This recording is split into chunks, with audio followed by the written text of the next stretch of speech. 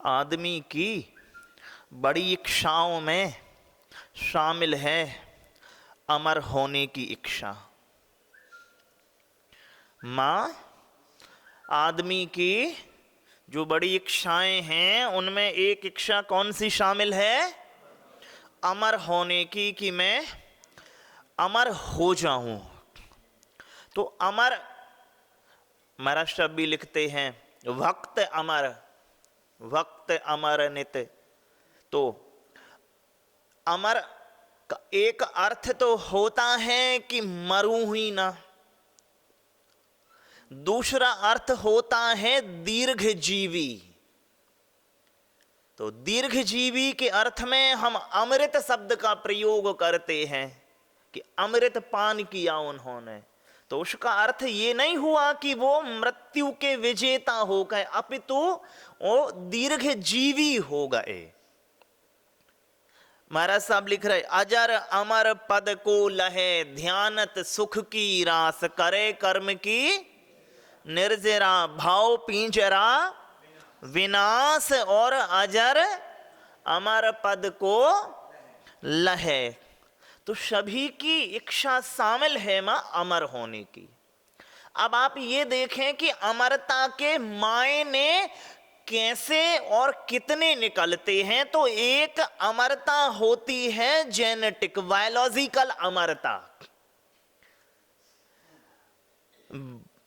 जब सास अपनी बधुओं से कहती हैं कि बेटे तुम अब वंश वृद्धि करो, इसलिए कि अपना खानदान अमर हो जाएगा, तो वो बायोलॉजिकल अमरता ढूंढते हैं। क्योंकि आपके पुत्र में आपका ही तो रस है कि नहीं है, और आपका रस आपके पुत्र के माध्यम से आपके पौत्र और प्रपौत्र में चला जाएगा। तो एक लोग हैं जो वंश के रूप में अमरता को देखते हैं।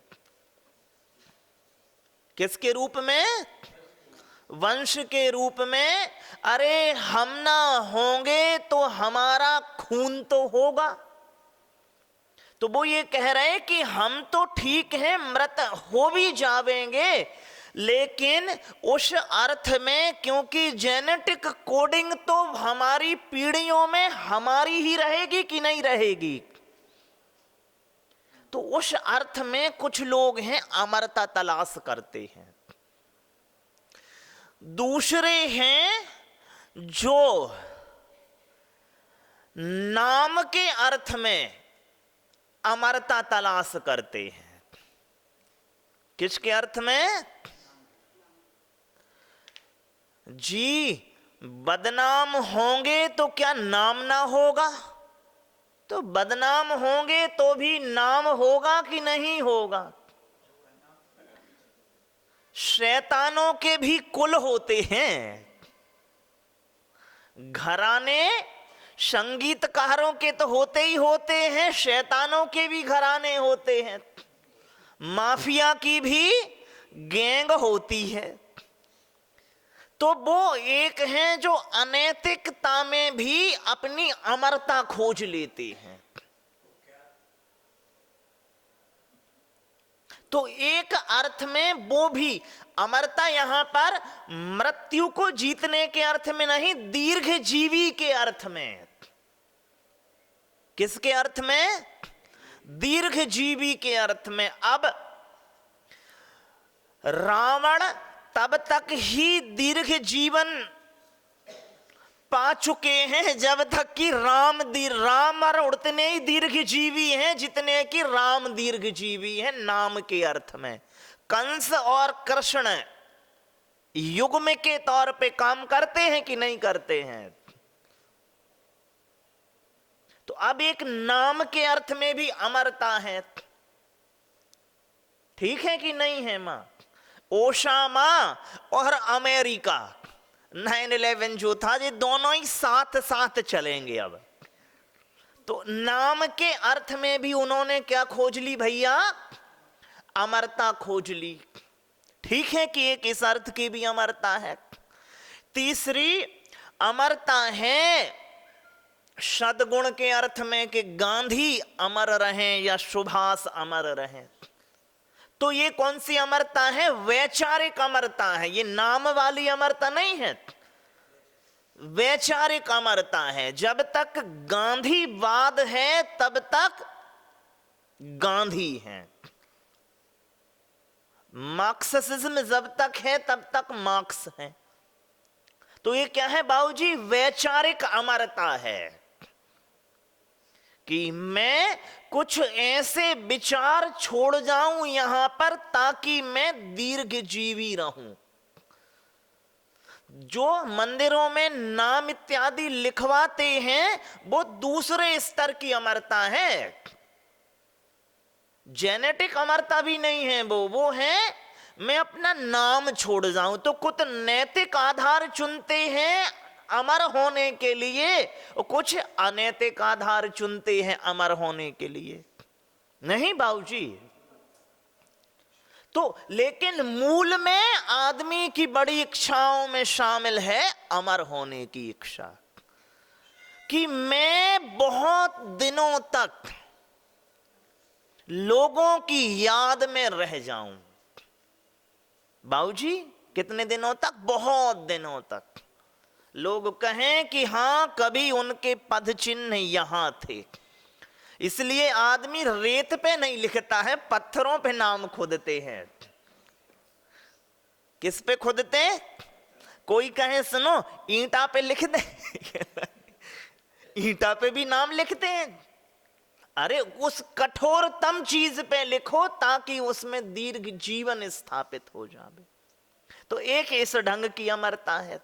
तीसरी है वैचारिक अमरता बाबूजी, कि आप यहां पर विचार ऐसे लोगों के बीच में रख जाएं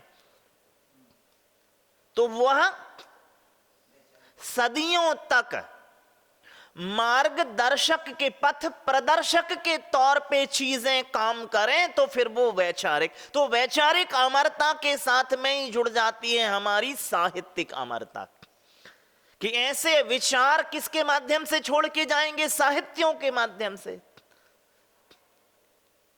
साहित्यिक अमरता फिर जुड़ जाती है। और आखिरी जो अमरता है जिसे अपन ठीक से समझ देते हैं अमर, कि ऐसा मरना कि फिर बाद मरने का कोई उपाय ना रह जाए। एक बार मरो लेकिन ऐसे मरो कि फिर दोबारा बाबूजी मरने के प्रसंग ना बने। प्रद्युम्न कुमार जब सन्यास को जाते हैं तो उनकी मां रोने लगती हैं। जी मां क्यों कर रोती हो? वो इसलिए कि तुम मां को रुला के जाते हो। वो कह रहे हैं सुनो मैं संकल्प करता हूं, सिद्ध संकल्प करता हूं कि आज तुम्हारे बाद और किसी मां को रुलाऊंगा नहीं। क्यों? क्योंकि मां ही नहीं चुनूंगा तो रुलाने का प्रबंध नहीं होगा। और मां कब नहीं चुनूंगा? जब मैं पुनर्जन्म की व्यवस्था को तोड़ दूंगा। जन्म होगा तो मां का आधार तो लेना ही पड़ेगा कि नहीं लेना पड़ेगा? तो एक ऐसी अमरता है मां कि अमर, अब मर गया है लेकिन इस ढंग से कि फिर वो दोबारा नहीं मरेगा बाबूजी। तो इसमें दीर्घ जीवन तो है ही है साथ में, लेकिन पुनर्जन्म की स्थिति का तोड़ना भी हुआ, कि अब विक्षेप हुई, जन्म परंपरा क्या हुई।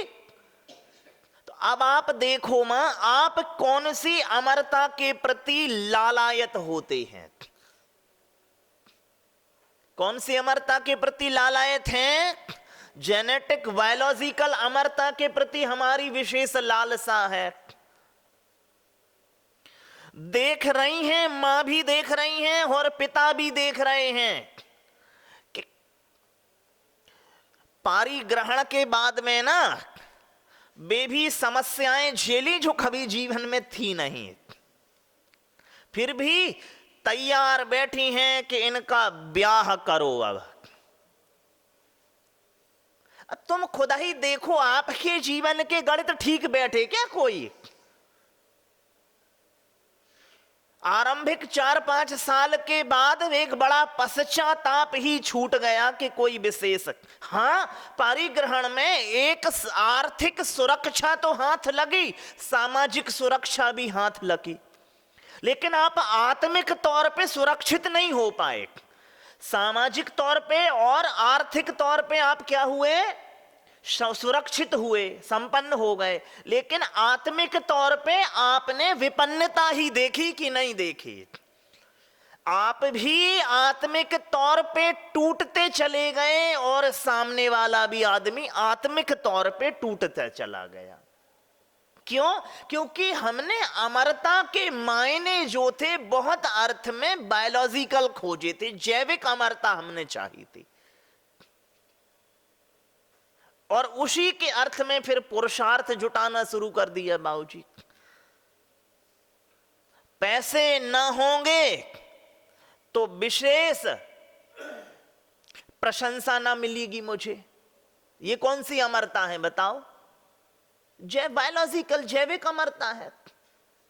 पैसे से जब आपने प्रशंसा को जोड़ लिया है, पैसे से जब आपने प्रसन्नता को जोड़ लिया है, प्रसन्नता और प्रशंसा आपके गणित में दोनों ही किस पे आधारित हैं बताओ मामा? पैसे पे ही आधारित हैं। लेकिन क्या ये पैमाना बिल्कुल सही है बाबूजी? क्योंकि सामान्यतः लोग, महाराज समाज में तो वही आगे आता है जो दान करता है, पैसे वाले आगे आते, पैसे वाले नहीं आते मां। आप ठीक, क्योंकि मान के चलिए आपके पास भी खूब पैसा है, इनके पास भी खूब पैसा है, यदि पैसे वाले ही आगे आ रहे होते तो आप क्यों नहीं आते? पैसे का त्याग करने वाला आगे आ रहा है, तो वहां पर महत्व फिर भी किसका खोजा गया है? पैसे का नहीं, त्याग का खोजा गया है। ये अलग बात है कि वह अब ढंग रवैया थोड़ा सा गलत हो गया है। तो मां ना तो पैसे से प्रशंसा ही जुड़ी हुई है और ना प्रसन्नता ही जुड़ी हुई है। जब हम सोचना ही, देखो मैं एक अच्छी बात बताऊं बाबा, एक राजधानी में 2 कुएं थे। कितने? एक राजधानी में 2 कुएं थे, एक राज परिवार के लिए और दूसरा प्रजा के लिए। एक राजा के लिए और दूसरा प्रजा के लिए। हुआ यूं कि दैव योग से प्रजा का जो कुआं था उसमें एक रसायन मिल गया, किसी रसायन का प्रवाह कुएं के पानी में हुआ तो वो विषाक्त हो गया। तो प्रजा ने पानी पिया तो सब हो गई उन्मत्त, पागल हो गई। पागल प्रजा इकट्ठी हो गई राजमहल के सामने कि जी राजा तो पागल है, इसे क्या करो, गद्दी से हटाओ, क्योंकि ये हमारे ढंग से नहीं सोचता है। और वे मसाले लेके जुलूस खड़े हो गए राजमहल के सामने कि अब राजा को हटाओ, ये ठीक नहीं है, राजा इसकी बुद्धि ठीक काम नहीं कर रही है। राजा ने मंत्रियों को बुलाया कि क्या करें, इस समस्या का निदान क्या है? निदान क्या है? उस कुएं का पानी पियो जिस कुएं का सब पी रहे। राजा ने भी उसी कुएं का पानी पी लिया, तो अब क्या हो गए? समान बौद्धिक स्तर हो गए कि नहीं हो गए? अब ठीक है क्या? अब राजा की बुद्धि क्या हो गई है? ठीक हो गई है। यही ढंग है, रंग और ढंग हमारे। एक मुनि जी का उपदेश हो रहा है, महाराज प्रवचन करते हैं कर्म व्यवस्था पर कि भैया जो दूध में पानी मिलाता है उसे होता है जलोदर रोग। एक दूधिया भी बैठा जो कि आधे से ज्यादा पानी मिलाता, मुनि जी के वचन पे श्रद्धा थी, कहता है मुनि जी व्रत दीजिए कि आज से दूध में पानी बेईमानी का त्याग। तथास्तु। और अगले सवेरे बिल्कुल गाढ़ा दूध देने पहुंचा श्रावकों के घर पे। उन्होंने पिया, आदत तो थी नहीं, पतले की थी। और सबने शिकायत की, सुनो तुम्हारा दूध नहीं लेंगे। क्यों?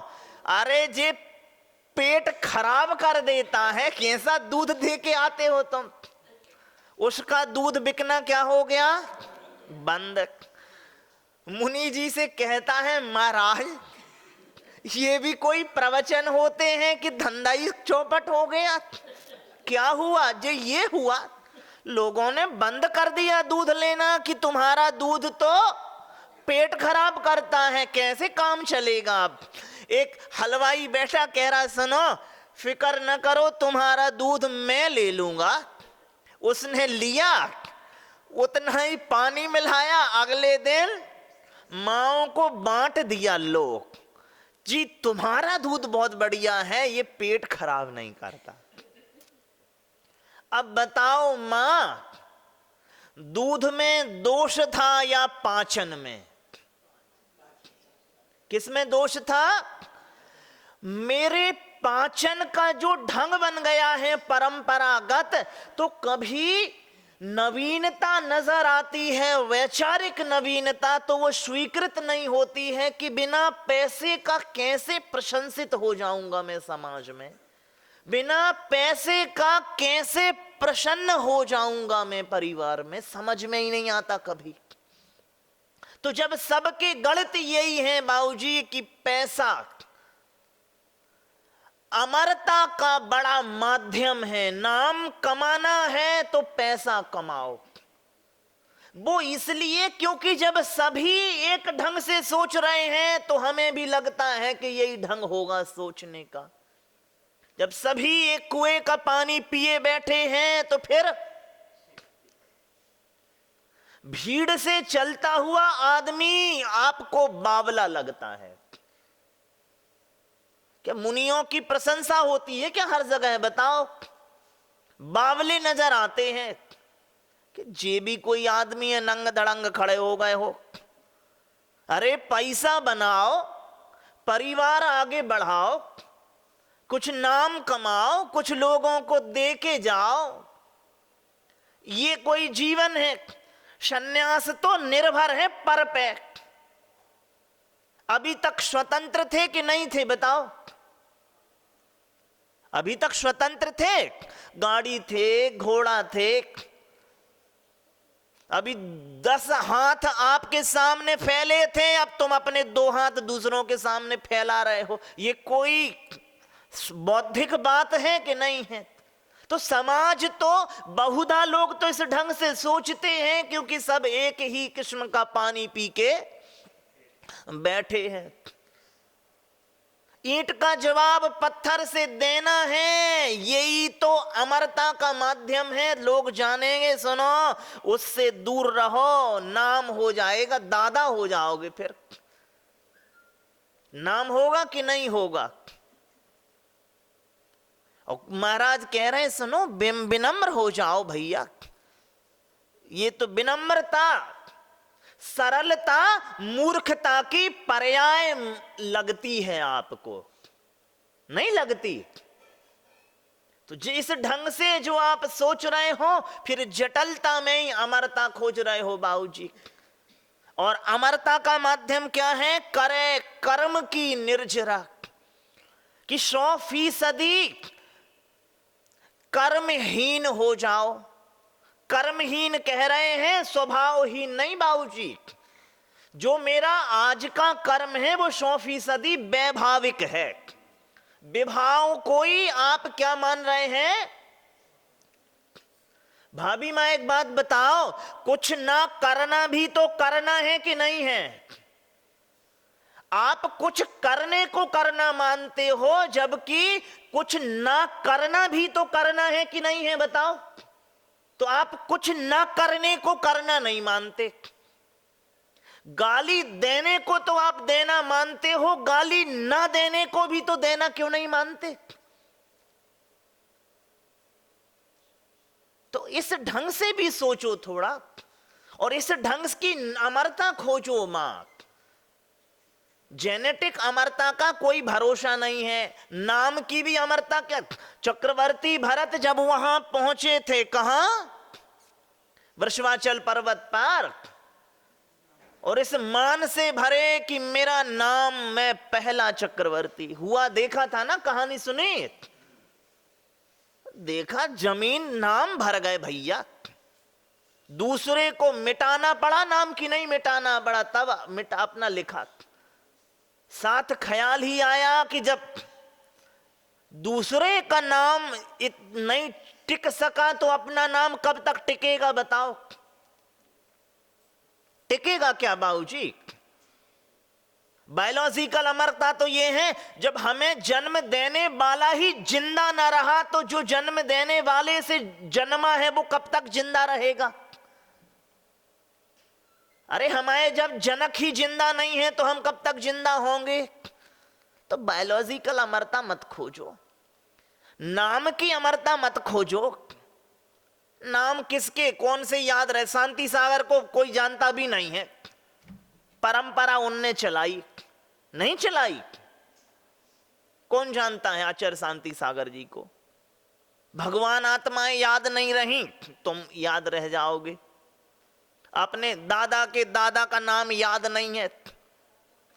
मैं विश्वविद्यालय में गया महाराष्ट्र, और पीएचडी में ना अपने दादा के दादा का नाम लिखना पड़ता है, और नाना के नाना का नाम। और मैंने माँ को फोन लगाया, उन्होंने उठाया ही नहीं, तो मैं खुद ही दोनों के नाम गलत लिख के आया। हाँ, किसे खबर है, किसे फर्क पड़ रहा कौन थे कौन नहीं थे। मैंने खुद ही विश्वविद्यालय में लिखा, अपने नाना का नाम भी गलत लिख छेप के आया था, और दादा का नाम भी। बाद माँ ने बताया ये था, हो गई काम, खत्म हो गई बात। तो मुझे याद नहीं, तुम कितने लोगों को याद रहोगे। तो न ऐसी भी अमरता मत खोजो। हाँ, खोजना है वैचारिक अमरता खोजो, अच्छा है। कुछ ऐसे स्वस्थ विचार दे जाओ समाज में ताकि लोग आपको याद रखें। कुछ ऐसा साहित्य छोड़ दो। वो कब होगा, जब आप कम से कम विचारों में निवेश करोगे, तभी तो विचार प्रसूत होंगे कि नहीं होंगे। तो उस पर आपको रत्ती भर काम नहीं करना। और चौथी अमरता जो है, को इस ढंग से मरो मां कि कोई फिर मरना शेष ना हो, बे सदा जीवी हो जाओ। फिर एक दीर्घ जीवी हमारी अमरता है, और सदा जीवी मूल अमरता है।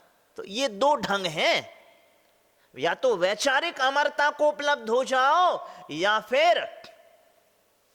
या तो साहित्य में अमर हो जाओ, या फिर सिद्ध हो के अमर हो जाओ। दो ही चीजें हैं, या जैविक अमरता और नाम इत्यादि की अमरता के कोई मायने हैं ही नहीं। तो मैं चाहूंगा आप सम्यक अमरता की दिशा में पुरुषार्थ करेंगे, मिथ्या अमरता की दिशा में नहीं।